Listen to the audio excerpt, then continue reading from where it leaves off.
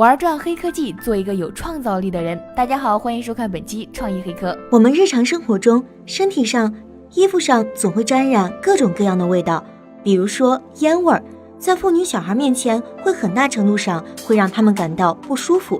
有些人出门就带着一瓶除臭剂，避免尴尬。其实，在很多时候，自己是闻不到自己身上是否有臭味的。如果能闻到自己身上的臭味，就可以防患于未然。近日，对于这个问题，日本就推出一款可以检测人身上臭味的小工具。这个小工具的体型跟一个剃须刀的大小差不多，它可以将人身上的气味进行分析，按照1到10的等级对强度进行排序。只要把工具打开，放在身体可能有味道的地方，10秒钟就可以完成对气味的分析，然后在工具的显示屏中进行显示。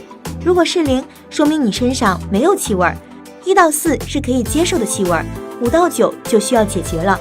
如果是10，那么恭喜你，已经成为行走的生化武器了。这个工具不仅可以检测身上的臭味，还可以检测身上的香水味。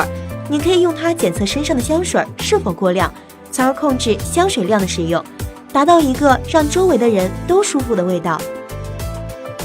今天的节目就到这里了，喜欢的小伙伴别忘了点赞呢。